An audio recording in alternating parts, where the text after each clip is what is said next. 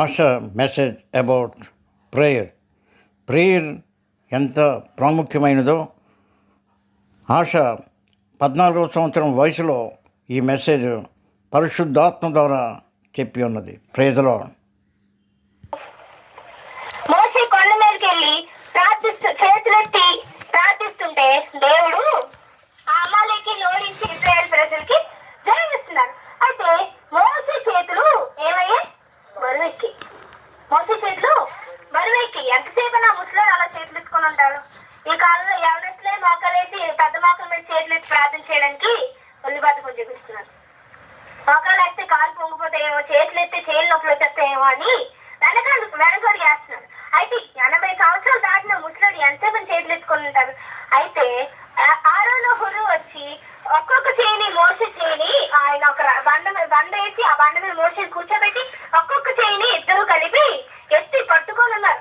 మోసేకి ఏంటంటే చేతులు నొప్పులు వచ్చేస్తున్నాయి, బరువు ఎక్కిపోయి. అరే బాబు, నా చేతులు నొప్పులు వచ్చేస్తున్నారా, ఇంత ముసలోడు చేయిని మీరు ఇలా హింసిస్తారా అంటే, మోసే నువ్వు చెయ్యెత్తి ఉంచాలి, నువ్వు చేయి దించావంటే అక్కడ అమాలేకీయుల సైన్యం గెలిచేస్తుంది, ఇశ్రాయేలు ప్రజలు ఓడిపోతున్నారు. మోసే చెయ్యెత్తి మోసే అని ఇద్దరు చేతుల్ని పట్టుకున్నారు ఒక్కొక్కరు. అయితే అమాలేకీయులు ఇప్పుడు ఇశ్రాయేలు ప్రజలు గెలడానికి కారణం ఎవరు? ఆ ఇశ్రాయేలు చేతుల్లో ఉన్న ఖడ్గాలు కాదు, వాళ్ళ చేతిలో ఉన్న బాణాలు కాదు, వాళ్ళ చేతిలో ఉన్న తుపాకీలు గన్నులు కాదు. ఎవరు? మన దేవుడు. మోసే చేసిన ప్రార్థన, దేవుడు అందిస్తున్న విజయమే ఇది ఆధారం. కానీ ఇశ్రాయేలు ప్రజల చేతుల్లో ఉన్న ఖడ్గాలు కాదు, వారు చూపుతున్న బాణాలు కూడా కాదు. అసలు శక్తి ప్రవహిస్తుంది అలాగా. వీళ్ళలోని ఏం లేదు. మోసే ఇలా చెయ్యొచ్చిన మోసే ఒకసారి దించిన వెంటనే అమాలేకీయులు గెలిచేస్తున్నారు, ఇశ్రాయేలు ప్రజలు ఓడిపోతున్నారు. చెయ్యి మళ్ళీ మోసే ఎత్తితే అమాలేకీయులు ఓడిపోయి ఇశ్రాయేలు గెలుస్తున్నారు. అయితే చేతులెత్తి ప్రార్థించినప్పుడు ఇశ్రాయేల్ సైన్యానికి విజయం ఇవ్వడానికి కట్టుబడిన దేవుడు మోసే చేయించితే వాళ్ళు విడిచిపెట్టడానికి కూడా కట్టుబడి ఉన్నారు. మోసే ముసలోడు అయిపోయావు కదా, ఎంతకాలం చేయొస్తావు మోసే? నీకు ఆల్రెడీ 80 సంవత్సరాలు దాటిసే మోసే, ఇంకెంతసేపు అని చేయొస్తావు? పూజించి నీ తరపున నేను చూసుకుంటాను మోసే అని దేవుడు అన్నారా? అనలేదు. అందరికీ సమానంగా దేవుడు చూస్తున్నాడు. మోసే ముసలోడు అయ్యాడు, చేతులు తీస్తే దేవుడు సహాయం చేశాడా? లేదు. మోసే చేయించితే ఇశ్రాయేలీలందరూ సంహరింపబడ్డారు. అయితే ఇటువంటి దేవుడు విధేయత చూపిస్తే ఎంత ప్రేమను పెట్టి ఇశ్రాయేల్ సైన్యానికి విజయం ఇచ్చారో, చెయ్యి దించిన వెంటనే అంటే అవిధేయత చూపించిన వెంటనే వదిలిపెట్టేశారు. అట్టి దేవుడు మన దేవుడు. ఆయన తక్కువ అంచనా చాలా మంది కాలంలో దేవుడిని ఏం చేస్తున్నారు? తక్కువ అంచనా వేస్తున్నారు. దేవుడే కదా, ప్రేమ చూపిస్తారులే, పర్లేదు, దేవుడు అంతే రాడు కదా, ఎన్నో సంవత్సరాలు బట్టి వస్తాను వస్తాను వస్తాననే చెప్తున్నారు. అపోస్తులతో కూడా దేవుడు చెప్పారు, నేను మళ్ళీ తిరిగి వస్తానని ఆ కాలంలో చెప్పారు. 2014 సంవత్సరాలు అయిపోయింది కానీ ఇంకా యేసు ప్రభు రాలేదు. ఇంకేం వస్తారులే, తర్వాత వస్తారనే ఒక బద్ధకంలో ఉన్నారు ప్రజలు, నిర్లక్ష్యంలో ఉన్నారు. ఎప్పుడో దేవుడు వచ్చినప్పుడు చూసుకున్నాను అనుకుంటున్నారు. అయితే దేవుడు వచ్చినప్పుడు ఎలా జరుగుతుంది? అందరూ గుండెలు బాదుకొని ప్రభా చిన్న అవకాశం అంటే లేదు, అవకాశం లేదు. సమయం ఉన్నంత వరకు ఏం చేశారు? సమయాన్ని వదిలేశారు. నాకెందుకు దేవుడు అనే స్థితిలో ఉన్నా, ఇప్పుడు మీకు సమయం లేదు. బుద్ధి లేని కన్యకులు, బుద్ధి గల కన్యకుల దగ్గర కూడా ఇదే చేస్తారు. బుద్ధి లేని కన్యకులు ఏంటంటే వారి దీపాల్లో నూనెని సిద్ధపరచుకోలేదు, దీపాలు ఆరిపోయినా పట్టించుకోలే. దేవుడు కుమారుడు, పెళ్లి కుమారుడు వచ్చినప్పుడు చూసుకున్నాను అనుకున్నారు. అయితే బుద్ధి గల కన్యకులు ఏం చేశారు? నూనెని సిద్ధంగా పెట్టుకున్నారు. ఆ సిద్ధంగా పెట్టుకున్న నూనె ఆ బుద్ధి లేని కన్యకులు కూడా ఆ సిద్ధపరచుకోకపోవడం కాక వారు నిద్రామత్తులై ఉన్నారు. పెళ్లి కుమారుడు వచ్చినప్పుడు వారు ఏం చేస్తున్నారు? నిద్రపోతున్నారు. అయితే బుద్ధి గల కన్యకులు ఎప్పుడు వస్తారా మా ప్రభు, ఎప్పుడు వస్తారా, ఆయన ఎప్పుడు చూస్తావా అనే ఆశతో ఉండడంతో వాళ్ళ దీపాన్ని సిద్ధపరచుకోవడం. దేవుడు వచ్చినప్పుడు వెంటనే ఆయన వెనకట్లా వెళ్ళారు. అయితే ఆయన వచ్చినప్పుడు ఈ బుద్ధి లేని కన్యకులు పరిగెత్తుకొని వచ్చి, మీరు ఏమనుకోకపోతే కొంచెం నూనె మాకు ఇస్తారా, కొంచెం ఇస్తారా, కొంచెం 5 నిమిషాలు రేపు వెలిగితే చాలు, ఆ రాజ్యంలోకి మేము వెళ్ళిపోతే చాలు, కొంచెం నూనె ఇస్తారా అంటే, మీకు మాకు నూనె సరిపోదు, మీకు మాకు ఈ నూనె సరిపోదు, అమ్మే వాళ్ళ దగ్గరికి వెళ్ళి కొనుక్కోండి అంటారు. అయితే ఆ నూనె దేనికి సాదృశ్యం? పరిశుద్ధాత్మకి సాదృశ్యం. పరిశుద్ధాత్మ ప్రతి ఒక్కరు పొందుకొని ఉండాలి. ఆత్మ లేనివాడు నావాడు అవునన్నాడు దేవుడు. ఆత్మ లేనివాడు నా కొడుకు నా కూతురు అన్నారా దేవుడు. ఆత్మ లేనివాడు నావాడు కాదు. ఎంత ప్రార్థించినా ఎంత ఆరాధించినా మనకేముండాలి? పరిశుద్ధాత్మ ఉండాలి. పరిశుద్ధాత్మ అన్నది ఏంటంటే మనం పరలోకంలోకి వెళ్ళడానికి ఒక చిన్న టికెట్ లాంటిది. బస్సులో మనం ప్రయాణించాలని మనకి ఏముండాలి? టికెట్ ఉండాలి. టికెట్ లేకపోతే 500 రూపాయలు ఫైన్. మనం ఇంకా బస్సులో అయితే 500 రూపాయలు ఫైన్ కట్టేస్తే ఇంకా ఉంచుతారేమో కానీ పరలోకంలో 5 రూపాయలు కాదు కొన్ని కోట్లు కట్టిన మనల్ని ఎవరు రానివ్వరు. ఈ టికెట్ ఏది అని అడుగుతారు. ఈ పరిశుద్ధాత్మని బాప్తిసాన్ని మనం పొందుకోకపోతే అది ప్రభు రాజ్యంలోకి మనకి వెళ్ళడానికి అదొక పెద్ద ఆటంకంగా ఉండిపోతుంది. దీన్ని పొందుకోమని దేవుడు చెప్తున్నారు. అయితే ఈ బుద్ధి లేని కన్యకలు ఆ సమయంలో బుద్ధిగల కన్యకల దగ్గరికి ఏమనుకుంటే కొంచెం నూనెవరా వెలిగించుకుంటాం 5 నిమిషాలకి, అంటే మీకు మాకు ఈ నూనె సరిపోదు, వెళ్ళి కొనుక్కోండి అమ్మే వాళ్ళ దగ్గర అన్నప్పటికీ అమ్మే వాళ్ళ దగ్గరికి వెళ్ళి కొనుక్కున్న లోపే పెళ్లి కుమారుడు ఒకవేళ దేవుడు, నేను అనుకుంటాను దేవుడు చెప్పుంటే నేను 2015 ఎంత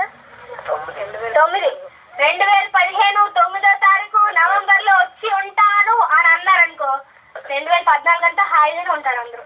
2015 సగం కూడా బాగా ఎంజాయ్ చేస్తారు. ఇంకా రేపు 9వ తారీఖు లేకపోతే వచ్చే నెల సోమవారం వచ్చే రేపు నుండి నవంబర్ 1 అనగానే అందరూ చర్చిలోనే ఉంటారు.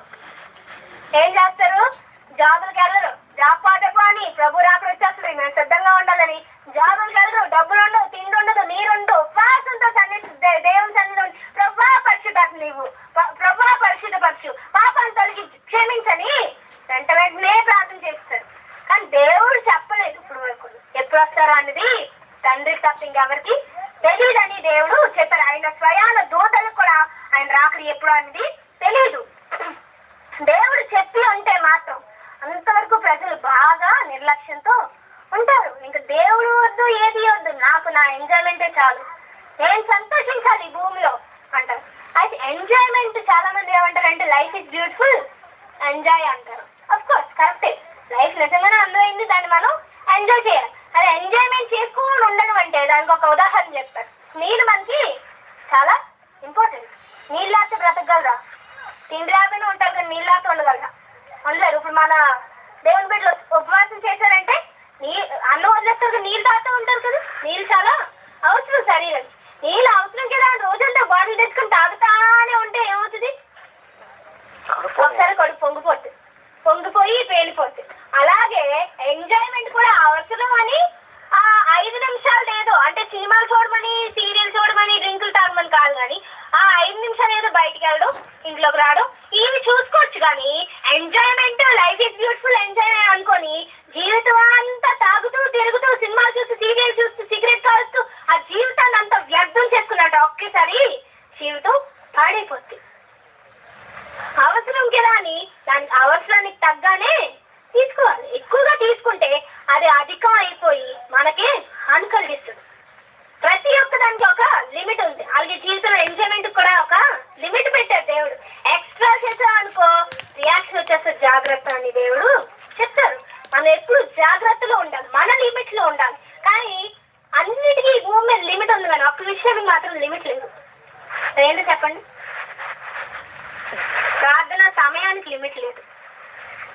రోజంతా ప్రార్థన చేసిన 24 గంటలు 48 గంటలు 72 గంటలు ప్రార్థన చేస్తూ ఉన్న దేవుడు వింటానే ఉంటారు.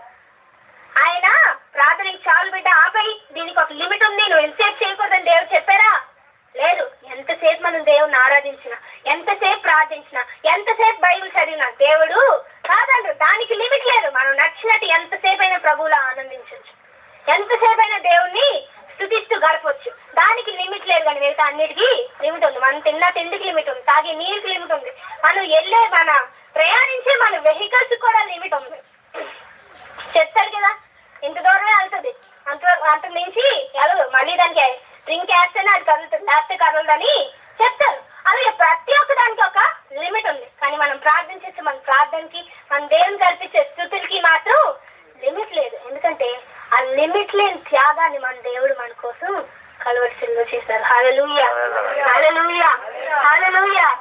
లిమిట్లెస్ త్యాగాన్ని మన కోసం దేవుడు లిమిట్లెస్ సాక్రిఫైస్ గా తనని తానే అర్పించుకున్నారు. ఆయన తన శరీరంలో ఒక్క చుక్కు కూడా రక్తం మిగలలేదు. ఆఖరిలో ఏం కారింది? నీరు కారింది.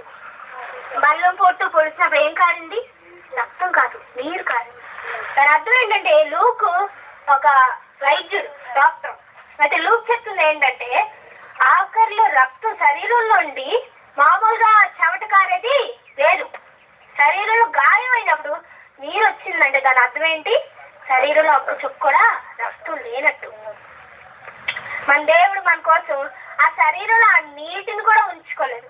రక్తాన్ని మాత్రమే కాదు, శరీరంలో నీటిని కూడా దేవుడు ఉంచుకోలేదు. సమస్త మన కోసం దేవుడు ఇచ్చేశారు. అంత త్యాగాన్ని మన కోసం ఆ దేవుడు చేస్తాం. మనం ఇంకెన్ని స్థుతులు అర్పించాలి మన దేవుడికి? మనం జీవితాంతం దేవుని స్థుతించిన, మన ప్రాణాన్ని పణంగా పెట్టినా ఆయన మన కోసం చేసిన త్యాగాన్ని మనం పోర్చలేం. అంత మంచి త్యాగాన్ని మన దేవుడు మన కోసం చేశారు. అయితే దీని అంతటిని మనం ఏం చేయాలంటే దేవునికి విధేయతగా ఉంటాం. దేవునికి మనం నడిపిస్తున్న నాయకునికి మనం విధేయతగా ఉంటే ఘనమైన కార్యాలు మన జీవితంలో చూస్తాం. మత్తయి సువార్త 8వ అధ్యాయం ఒకసారి చదువుదాం. అక్కడిగా చదివి ముగించుకుందాం. మత్తయి సువార్త 8వ అధ్యాయం 3వ వచనం చూద్దాం.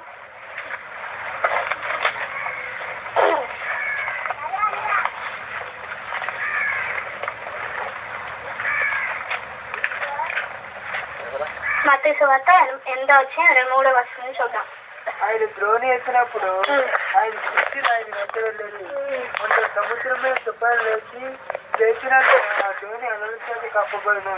అప్పుడు ఆయన నిద్రించుచుండగా వారు ఆయన యొద్దకు వచ్చి, ప్రభువా, నశించిపోతున్నాం, మమ్మల్ని రక్షించమని చెప్పి ఆయన లేపరు. అందుకు ఆయన అల్పవిశ్వాసులారా ఎందుకు భయపడుతున్నారని వారితో చెప్పి లేచి గాలిని సముద్రంను గర్జింపగా దేవుడు ఇక్కడ ఏం చేశారు? గాలిని సముద్రాన్ని గర్జించారు.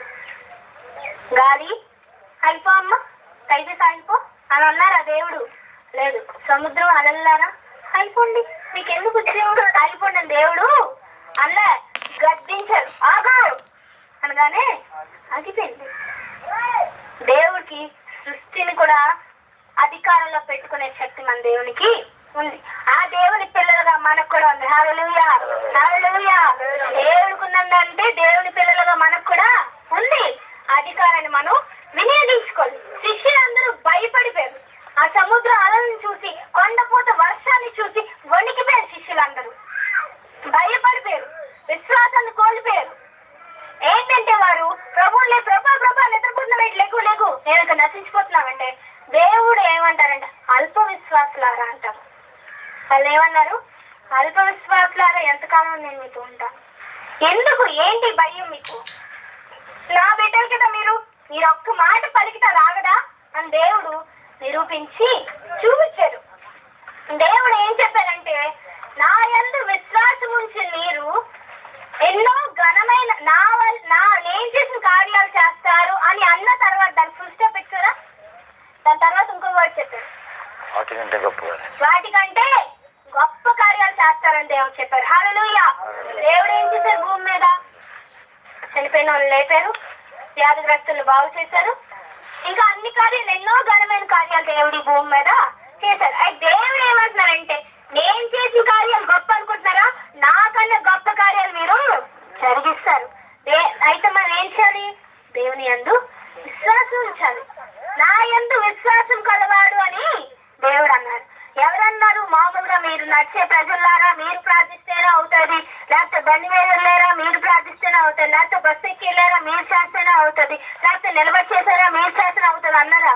లేకపోతే నువ్వు స్త్రీలు కదా నువ్వు చేస్తేనే అవుతుంది, లేకపోతే నువ్వు పురుషుడు కదా నువ్వు చేస్తేనే అవుతుంది అని దేవుడు అన్నారా? ఏమన్నారు? నా యందు విశ్వాసం. హల్లెలూయా.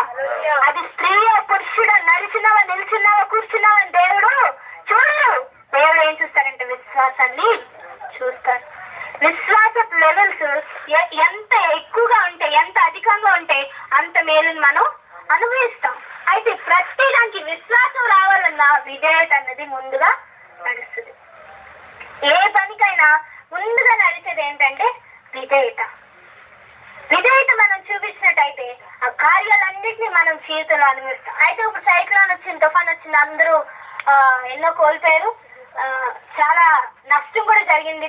ప్రతి ఒక్కరికి ఇప్పుడు నష్టం లేదని ఎవ్వరూ చెప్పలేదు. ఎంత పెద్ద అపార్ట్మెంట్ లో ఉన్నాడైనా ఆ గ్లాసులన్నీ పెరుగుతాయి కదా కదా. చిన్న పాకింట్లో ఉన్న వాళ్ళు పాకలు ఎగిరిపోయి, అపార్ట్మెంట్లో ఉన్న వాళ్ళు గ్లాసులు ఎగిరిపోయి, రేకులు ఎగిరిపోయి, ట్యాంకులు ఎగిరిపోయి, అన్ని ఎగిరిపోయి, అన్ని పోయాయి. చెట్లకి ఇప్పుడు అంత గుండె అయిపోయింది, చెట్లకి ఎక్కడ ఆకులు లేవు, అంత పోయింది. ఆ విశాఖపట్నం ఏమనేవారు? గ్రీన్ విశాఖ అనేవారు, ఇప్పుడు బ్రౌన్ విశాఖ అయిపోయింది.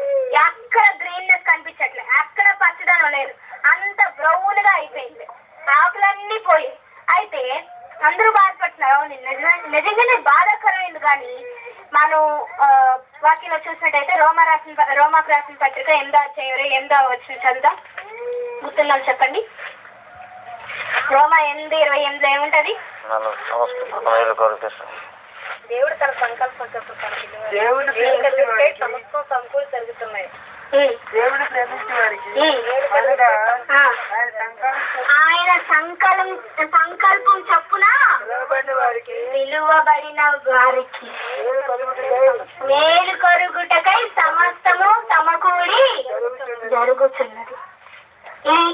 ఈ తుఫాను రావడం అనేది మనకి ఎంతో మేలని భావిస్తున్నారు. హల్లెలూయా చెప్పండి. తుఫాను రావడం మేలేంటి? ఇది చాలా విచిత్రంగా ఉంది. మేము ఎప్పుడు వెళ్ళలేదు అన్నట్టయితే దీనికి కూడా జవాబు ఉంది. ఏంటంటే ఈ తుఫాను రాకపోతే మనం దేవుని ఉగ్రతను మనకు తెలిసిండేది కాదు. దేవుడు ఇట్టి ఉగ్రత చూపిస్తాడని మనకి తెలుసుండేది కాదు. బైబిల్లో మనం చదువుకున్న నోవా కాలంలో దేవుడు ఉగ్రత చూపించారు, లోతు కాలంలో దేవుడు ఉగ్రత చూపించారు, అగ్నితో చూపించారు, నీటితో చూపించారు. అయితే చదివేమో విన్నాము కానీ మనం ఎప్పుడు డైరెక్ట్ గా చూడలే. ఇప్పుడు దేవుడు చూపించారు ఇదమ్మా నా ఉగ్రత అంటే అని. ఇది కూడా దేవుడు ఉగ్రతలో తక్కువ భాగమే. మిగతా భాగం మనకు చూపించరు, మనం చక్క దేవుని రాజ్యంలో ఉంటాం. కానీ ఈ భూమి మీద విలువబడిన వారికి దేవుడు అసలైన ఉగ్రత ఏంటో చూపిస్తారు. మనం ఎవరు అనుభవించలేం కాబట్టి ఇప్పుడు దేవుడు చూపిస్తారు. ఇది ఉగ్రత అంటే. సగం భాగం చూశారు కదా, ఎంతైనా మీరు నా బిడ్డలు కాబట్టి మీకు అంతా చూపించిన. నా దగ్గరికి వచ్చేది మీరు పరలోకంలో ఉండి సమస్తం చూద్దరు కానీ దేవుడు సగం ఇచ్చి ఆపేశారు. కాబట్టి మనకు కలిగిన ప్రతి ఒక్క దాన్ని బట్టి మనం సంతోషించాలి. ఎస్, ఈ దేవుడు నా కోసం చేసేదేమో మనకు తెలియదు. దేవుని ఆ కార్యాలు, దేవుడి ఉద్దేశాలు మన ఊహలకు కూడా అందవు. ఆయన ఉద్దేశాలు మన ఉద్దేశాలకి ఎంతో తేడా ఉంటుంది. మనం ఒకటి అనుకుని వెళ్తే దేవుడు ఇంకోటి జరిగిస్తాడు. నాకు కూడా ఈరోజు పొద్దున్న నేను అసలు ఏమనుకున్నానంటే ఆజ్ఞాపించిందో అయితే చేస్తాను. అయితే నిజానికి నేనే నమ్మలేదు నా మాటని. ఆజ్ఞాపించాను, దేవుని కుమార్తెగా ఆజ్ఞాపించాను, దేవుడు నాకు ఇచ్చిన శక్తితో ఆజ్ఞాపించాను. కానీ అది జరుగుతుంది ఇట్లే. ఏదో స్వెటర్ వేసుకోనో, లేకపోతే రెయిన్ కోట్ వేసుకోనో, లేకపోతే జర్కిన్ వేసుకోనో, తల మీద హెల్మెట్ వేసుకోనో వెళ్ళిపోదాంలే అని అనుకున్నా. అయితే దేవుడికి కార్యం చేస్తానని నేను కూడా ఊహించలే. హల్లెలూయా హల్లెలూయా.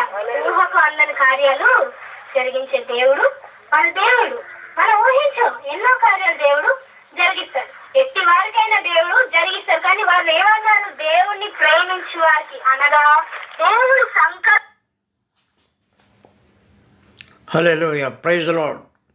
God bless you.